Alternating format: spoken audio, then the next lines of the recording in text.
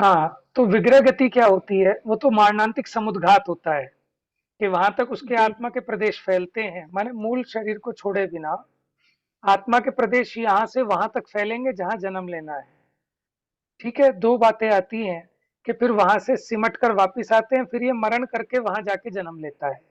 और दूसरी बात ये होती है, जैसे यहाँ से ए से बी तक इसके आत्मा के प्रदेश फैले, तो जब मरण हुआ ना, तो यहाँ वाले आत्मा के प्रदेश यहाँ से जाकर उसी में जाकर मिल गए। फिर आत्मा अखंड ठीक है। है, उसके प्रदेश फैल जाते हैं, जैसे रबड़ को खींचो ऐसे आत्मा के प्रदेश यहाँ से वहां तक फैल जाते हैं, बीच में से टूटते नहीं।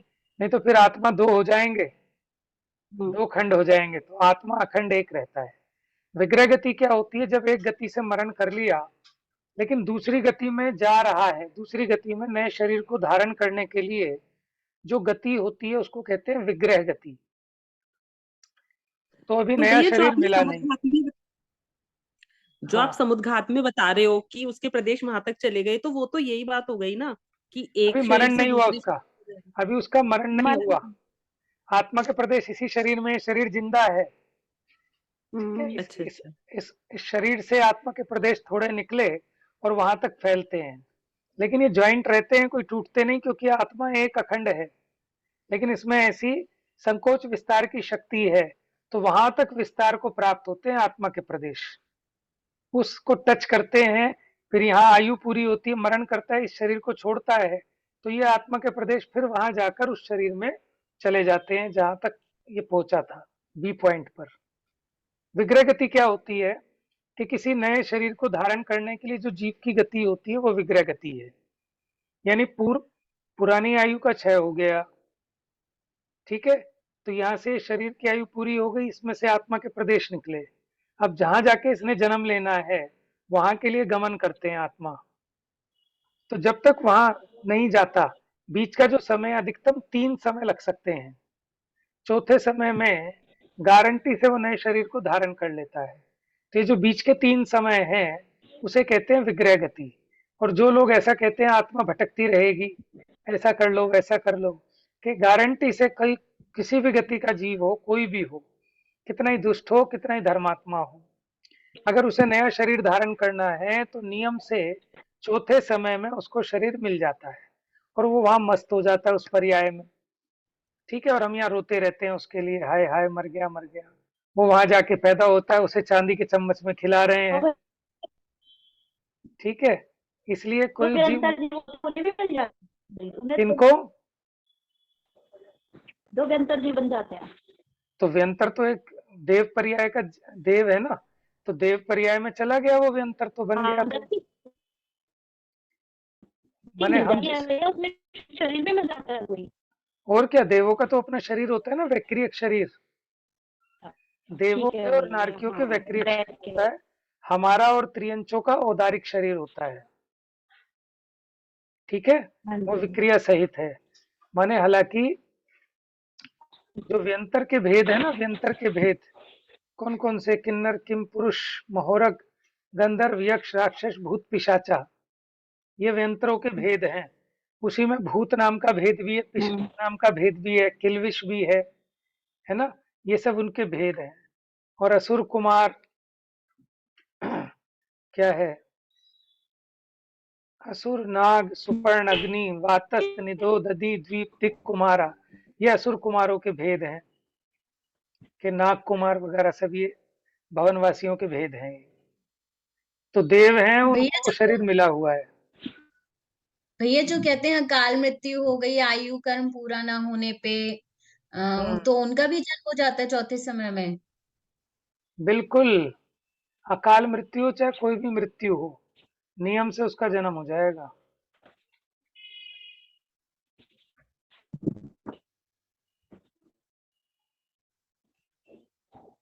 हम्म, चलिए।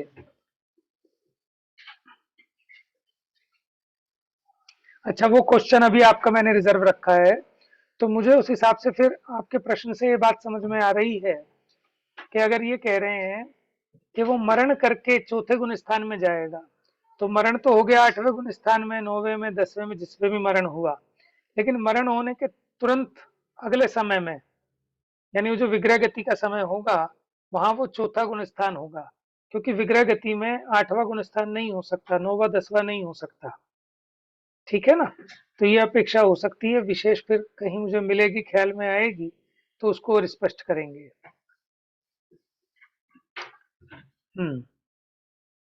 लो जी, आगे आगे पढ़िए जरा। यहाँ इतना समझना कि 8वें से 10वें पर्यंत के 3-3 मार्ग उपशम श्रेणी के आरोहक की अपेक्षा है। क्षपक श्रेणी में मरण नहीं होने से तथा नीचे उतरना नहीं होने से इस संबंधी आगे बढ़ने का मात्र एक ही मार्ग है। संसारी जीव के मरण कर अन्य गति को जाते समय विग्रह गति में मिथ्यात्व, सासाधन या अविरत सम्यक्त्व, ये 3 ही गुणस्थान होते हैं, अन्य बात नहीं। समझ में आ गई? देखिए, सम्यक मिथ्यात्व में तो मरण होता ही नहीं तीसरे गुण स्थान में, इसलिए विग्रह गति में तीसरा गुण स्थान नहीं पाया जा सकता। पहले गुण स्थान में मरण करता है तो मिथ्यात्व सहित विग्रह गति में पाया जा सकता है। दूसरे गुण स्थान में भी मरण हो जाता है तो सासाधन के साथ मरण करके भी विग्रह गति में पाया जा सकता है। चौथे गुण स्थान में भी मरण करके चौथे गुण स्थान सहित विग्रह गति में पाया जा सकता है। इससे ऊपर के गुण स्थानों में मरण तो हो सकता है, लेकिन मरण होने के बाद वो चौथे गुण स्थान में आ जाते हैं, इसलिए 8वें गुण स्थान वाला अगर मरण करेगा तो विग्रह गति में 8वां गुण स्थान में नहीं रहेगा, चौथे गुण स्थान में रहेगा। ठीक है ना? हाँ जी, पढ़िए। 5वें से लेकर उपशम श्रेणी वाले 11वें, हाँ पढ़िए। 5वें से लेकर उपशम श्रेणी वाले 11वें पर्यंत मरण की स्थिति में तत्काल चौथा हो जाता है। विग्रह गति में संयम रूप भाव नहीं होते हैं, ऐसा यानी जिनेन्द्र भगवान ने बताया है। यानी विग्रह गति में चौथा गुण स्थान रहेगा उनका, जो ऊपर से गिरे हैं, 5वें से लेकर उपशम श्रेणी वाले 11वें पर्यंत। क्योंकि अगर छपक श्रेणी वाले हैं तो उनका तो वो नीचे आते ही नहीं, मरण भी नहीं होता। उपशम श्रेणी वाले हैं अगर, ठीक है ना, तो वहां से अगर मरण की स्थिति में तुरंत चौथा गुण स्थान हो जाता है। तो क्योंकि विग्रह गति में संयम रूप भाव नहीं होते, इसलिए विग्रह गति में चौथे से ऊपर का गुण स्थान नहीं पाया जा सकता।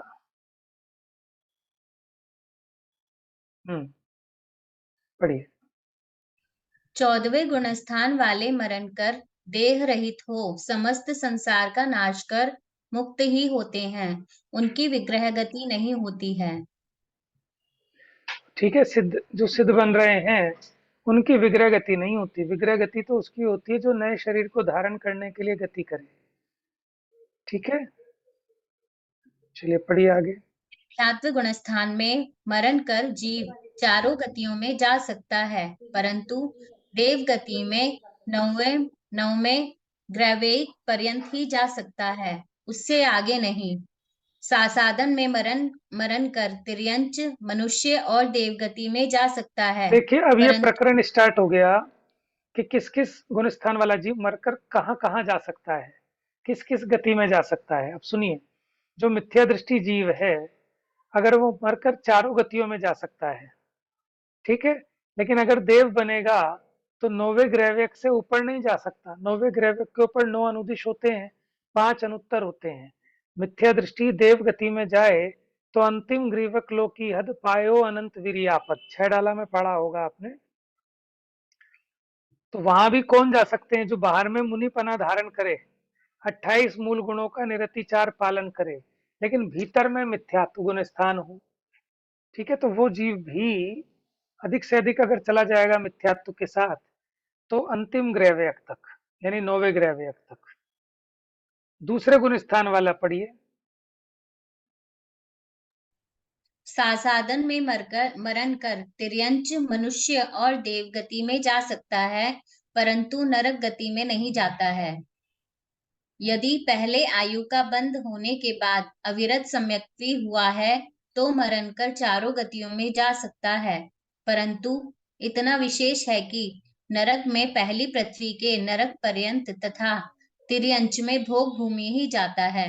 इससे आगे 5वें से 11वें पर्यंत मरण होने पर नियम से वैमानिक देव ही होता है, अन्य नहीं। देखिए, दूसरे गुण स्थान का सासादन में मरण तो हो सकता है, लेकिन दूसरे गुण स्थान में मरा हुआ नरक में नहीं जाता, नियम है। दूसरे गुण स्थान में अगर मरण करे तो वो नरक में नहीं जाता। ठीक है। अच्छा, तिर्यंच मनुष्य और देव गति में जा सकता है, नरक गति में नहीं जा सकता। तीसरे गुण स्थान में मरण होता नहीं है सम्यक मिथ्यात्व में, आयु बंध भी नहीं होती, मरण भी नहीं होता, संयम भी नहीं होता। अब चौथा गुण स्थान जो अविरत सम्यक दृष्टि है, वो भी अगर उसने पहले आयु का बंध कर लिया और बाद में सम्यक दर्शन धारण किया तो वो चारों गतियों में जा सकता है। लेकिन इतना विशेष है कि नरक में पहली पृथ्वी के नरक पर्यंत जाएगा, और पहली नरक पृथ्वी में भी वही जाएगा अगर क्षयिक सम्यक दृष्टि वाला है। अगर क्षयोपशमिक सम्यक तो है तो वो छोड़ के जाएगा। फिर अगर किसी ने पहले नरक गति का बंद कर लिया हो, बाद में सम्यक दर्शन प्राप्त किया, अगर उसका क्षयिक सम्यक तो है, तब तो सम्यक तो सहित जा सकता है नरक में, लेकिन पहले नरक से नीचे नहीं जाएगा। और अगर क्षयोपशमिक सम्यक दृष्टि है तो सम्यक तो लेकर नहीं जाएगा नरक में, सम्यक तो को छोड़ के जाएगा। और अगर सम्यक तो को छोड़ के जाएगा तो फिर तो कितने भी नरक में जा सकता है नीचे। ठीक है। और इसी प्रकार अगर त्रियंच गति का बंध पहले ही बांध लिया हो तो भोग भूमि का त्रियंच होता है। फिर आगे के जो गुण स्थान है 5वें से 11वें तक, तो वहां मरण तो हो सकता है, तो वहां अगर मरण करे तो नियम से वैमानिक देव होता है, अन्य नहीं। अब देखिए 14वें गुण स्थान में मरण करके पढ़िए। 14वें गुण स्थान में मरण कर नियम से समस्त अष्ट कर्मों का मूल से नाश कर एक समय में अष्टमी धरा पृथ्वी सिद्ध शिला से ऊपर जाकर विराजमान होते हैं। सदा सदा के लिए जन्म मरण का अंत कर मुक्त हो जाते हैं। इस ये बात प्रकार ध्यान गुण रखना, स्थान जानना। ये बात ध्यान रखना कि सिद्ध शिला पर विराजमान नहीं होते, सिद्ध शिला से बहुत ऊपर विराजमान होते हैं। सिद्ध शिला को कहते हैं अष्टम वसुधा। ठीक है। 8वीं भूमि ईशत प्राग भार, अष्टम वसुधा पाने को कर में ये 8 द्रव्य लिए। पढ़ते हैं ना आप अर्घ समुच्चय पूजा का, देवशास गुरु की है। तो अष्टम वसुधा माने 8वीं भूमि, 7 तो नरक की भूमियां है और 8वीं है सिद्धशिला, उसका नाम है ईशत प्राग भार। उसके ऊपर नहीं है विराजमान, उससे बहुत ऊपर जाकर तनुवात वलय के अंत में सभी सिद्ध विराजमान होते हैं। और सबका जो टॉप है ना सेम होता है, लेकिन जो बॉटम है वो ऊंचा नीचा होता है, क्योंकि कोई 500 धनुष की काया थी किसी की, और किसी की 7 हाथ की काया थी। तो 500 धनुष की काया वाला जो अपनी काया छोड़ के आया, लेकिन आत्मा के प्रदेशों का आकार साइज वैसा ही रहता है उसी अनुपात में, है ना, उसी प्रमाण में। तो वो जाकर सीधा ऊपर विराजमान हुए। तो जैसे गैस के गुब्बारे होते हैं ना, वो गैस के गुब्बारे ऊपर टच करते हैं, कोई छोटा है कोई बड़ा है, तो ऊपर से तो सेम है सबका हेड, लेकिन नीचे से ऊंचे नीचे हैं। उसी प्रकार जितने सिद्ध हैं वो बिल्कुल अंतिम तनुवात वाले पर जाकर उनका हेड टच होता है। हेड है नहीं, शरीर नहीं है, लेकिन उसके जो आत्मा के प्रदेश हैं वहां के। और नीचे से कोई पद्मासन गए हैं, कोई खड़गासन है, कोई बड़े साइज के थे, कोई छोटे साइज के थे। तो इस प्रकार अंतिम तनुवात वलय में विराजमान होते हैं। तो इस प्रकार 14 गुण स्थान संबंधी अपने को एक सामान्य चर्चा पढ़ने में आई। अब इसके बाद प्रकरण प्रारंभ होगा 14 मार्गणाओं का। 14 मार्गणाओं का प्रकरण थोड़ा विस्तृत है। हाँ, भैया हमको ना दूसरे वाले गुण स्थान में कुछ पूछना है। पूछिए। उसमें आपने इसमें ये लिखा था कि औपशमिक सम्यक दृष्टि जीव जाएगा दूसरे गुण स्थान में, उसके अनंत अनुबंधी कषाय का, तो छायोपशमिक वाला क्यों नहीं जा सकता? देखो जो दूसरा गुण स्थान है वो उपशम सम्यक्तों का ही काल है। जो दूसरा गुण स्थान है वो उपशम सम्यक्तों का ही काल है। आपको ख्याल में होगा उपशम सम्यक्तों का काल एक अंतर मुहूर्त है। उस अंतर मुहूर्त में एक 6 आवली बताई थी ना, उत्कृष्ट से 6 आवली अथवा कम से कम एक समय शेष रहे। क्या कहा? उत्कृष्ट से 46 टाइम बचे उस अंतर मुहूर्त का, उपशम सम्यक्त्व के काल का, और कम से कम एक समय शेष बचे। तब अगर अनंतानुबंधी कषाय का उदय आ जाए, अनंतानुबंधी क्रोध मान माया लोभ का, तब ये दूसरा गुण स्थान बनता है। छायोपशमिक सम्यक्त्व वाले के इस प्रकार की सिचुएशन बनती नहीं कि उसके अनंतानुबंधी का उदय आ जाए क्षयोपशम सम्यक्त्व के काल में। उपशम सम्यक्त्व के काल में अनंतानुबंधी का उदय पॉसिबल है, इसलिए वो सासाधन परिणाम बनते हैं। क्षयोपशम सम्यक्त्व वाले के अनंतानुबंधी क्रोध मान माया लोभ का उदय नहीं आता, और अगर आता है तो क्षयोपशम सम्यक्त्व का काल खत्म होने पर आता है। वहां तो उपशम सम्यक्त्व के काल में से ही कुछ काल बचा था, उतने में आ गया तो वो दूसरे गुण स्थान में आया। क्षयोपशम सम्यक्त्व में ऐसी व्यवस्था नहीं है, और देखो किसी ने बनाई नहीं। अनादि अनंत ऐसे ही वस्तु का स्वरूप है, भगवान के ज्ञान में आई तो भगवान ने बता दिया। ठीक है, तो मार्गणाओं की चर्चा बहुत अच्छी है। देखो जब हम किसी चीज को सामान्य से बताते हैं तो उसे कहते हैं गुण स्थानों से बताना, और जब उसे विस्तार से समझाना हो, संसारी जीव का निरूपण, तो मार्गणाओं के द्वारा किया गया है। ये 14 मार्गणाएं क्या हैं, इसको समझने में मुझे लगता है पूरा ग्रंथ लगभग कंप्लीट हो जाएगा।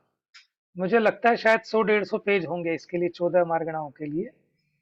तो 14 मार्गणाओं का प्रकरण पढ़ के, वैसे तो स्टार्ट हो चुका है गुण स्थान और मार्गणा स्थान, ये पूरा का पूरा षटखंडागम का ही विषय है, सत प्ररूपणा का, जिसको चामुंड राय के लिए नेमित चंद्र सिद्धांत चक्रवर्ती आचार्य ने उनके लिए सार ग्रहण करके षटखंडागम का गौमट सार ग्रंथ लिखा। उसके 2 पार्ट लिखे, जीव कांड और कर्म कांड। तो जीव कांड में पूरा विषय आ जाता है गुण स्थान का और मार्गणा स्थान का। तो आप जब ये विषय पढ़ लेंगे और फिर अगर आप गौमट सार जीव कांड देखेंगे तो आप कहेंगे कि ये तो सारा विषय अपना पढ़ा हुआ है। तो एक तरीके से आप ये मान के चलिए कि इसके अंतर, इसको पढ़ते पढ़ते ही आप समझ लीजिए गौमट सार जीव कांड का भी आपका स्वाध्याय कंप्लीट हो जाएगा। ठीक है, तो ये मार्गणाओं की चर्चा हम कल से प्रारंभ करेंगे। आज का समय हो गया है। अभी एक चीज और रह गई है समझाने के लिए, अब वो मौका मिलेगा तो मैं पीडीएफ निकाल के शेयर करूंगा। 3 करण परिणाम, ठीक है ना, मुझे याद है, उसे लूंगा जरूर, क्योंकि मुझे भी रिवीजन करनी है उसकी, बहुत अच्छी चीज है वो। बाकी इतने अपने आगे चलाते हैं मार्गणाओं को। तो एक तो कल आपसे अपेक्षा है कि 14 गुण स्थानों के नाम सब सुना पाएंगे। क्या कहा? 14 गुण स्थानों के नाम। देखो जिन बच्चों ने नैतिक शिक्षण शिविर में 5वां भाग पढ़ा है उन्होंने तो याद भी किए होंगे, तब 5वें भाग में थे ना। और नहीं किया है तो आप पढ़ लेना, याद कर लेना। और अगर आपको ये समस्या हो कि हमारे पास लिखे हुए नहीं है तो बता देना, मैं भेज दूंगा। नहीं तो आजकल तो सब नेट पे देख सकते हो आप। ठीक है, सब चीजें इजीली एक्सेस कर सकते हो, उसमें से नेट पे सब कुछ है। एक ग्रुप है टेलीग्राम पे भी है, ई लाइब्रेरी जैन ग्रंथ के नाम से, व्हाट्सएप ग्रुप भी है, टेलीग्राम पे भी है ई लाइब्रेरी, और अदरवाइज आप नेट पे जाके भी निकाल सकते हैं जो चाहें। ठीक है, तो थोड़ा थोड़ा समय वहां लगाएंगे तो भी आपका उपयोग निर्मल होगा। और एक पेज पढ़ेंगे तो 4 चीजें और थोड़ा सा देखने का मन करता है, आदत पड़ती है स्वाध्याय करने की, तो देखना चाहिए। तो आप लोग स्वयं 14 गुण स्थानों के नाम ढूंढेंगे और याद करके रखेंगे। यही होमवर्क है कल के लिए। कल सुनेंगे सबसे 14 गुण स्थान। जा वाणी के ज्ञान से सूझे लोकालोक, सो वाणी मस्तक नमो सदा देत हूँ दो।